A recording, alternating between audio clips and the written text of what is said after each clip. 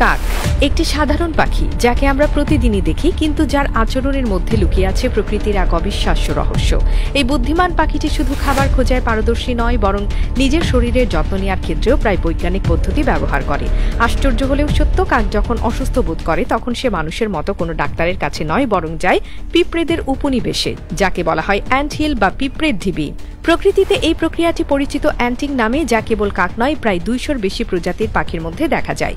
কিন্তু কাকের আচরণ এক্ষেত্রে বিশেষভাবে উল্লেখযোগ্য, কারণ সে এটি অত্যন্ত পরিকল্পিতভাবে ও সচেতনভাবে করে। যখন কোনো কাক ক্লান্ত, অসুস্থ বা শরীরে ফাঙ্গাস বা পরজীবী আক্রমণের লক্ষণ অনুভব করে, তখন সে মাটিতে নামিয়ে পিঁপড়ের ঢিবির পাশে গিয়ে বসে পড়ে। সে পাখনা মেলে ধরে, শরীর স্থির রাখে যেন কোনো ধ্যানের ভঙ্গি।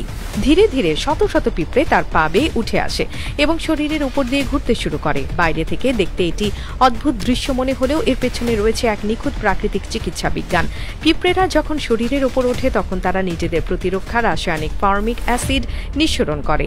এই অ্যাসিডই কাকের জন্য আশীর্বাদ। ফর্মিক অ্যাসিডের মধ্যে থাকে শক্তিশালী অ্যান্টিব্যাকটেরিয়াল, অ্যান্টিফাঙ্গাল এবং অ্যান্টিপ্যারিসিটিক গুণ, যা কাকের শরীর থেকে ব্যাকটেরিয়া, ফাঙ্গাস ও ছোট পরজীবী পোকামাকড় দূর করতে সাহায্য করে।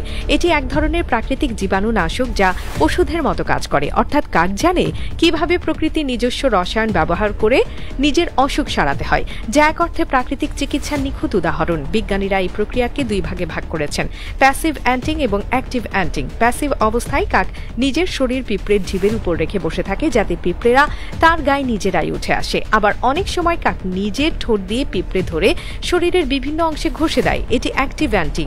উভয় ক্ষেত্রেই লক্ষ্য একটাই, শরীরের ক্ষুদ্র রোগ জীবাণু ধ্বংস করা ও পালকের যত্ন নেওয়া। আরও আশ্চর্যের বিষয় হলো, কাক জানে কোন পিঁপড়ে তার জন্য কার্যকর।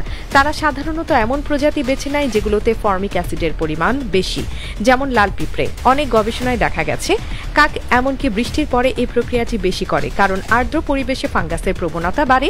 এটি প্রমাণ করে যে কাকের আচরণ শুধুমাত্র প্রবৃত্তিগত নয়, বরং পরিবেশ অনুযায়ী অভিযোজিত এবং বিবেচনামূলক।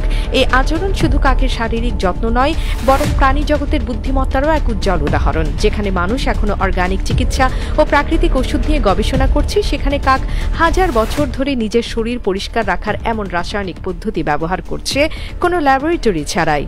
প্রকৃতির এই নিখুঁত সমন্বয় প্রমাণ করে বিবর্তন কেবল বেঁচে থাকার কৌশল নয়, বরং জ্ঞান ও অভিযোজনেরও বহিঃপ্রকাশ। কাক, যাকে অনেক সংস্কৃতিতে অমঙ্গল বা শোকের প্রতীক মনে করা হয়, বাস্তবে প্রমাণ করছে বিপরীত সত্য।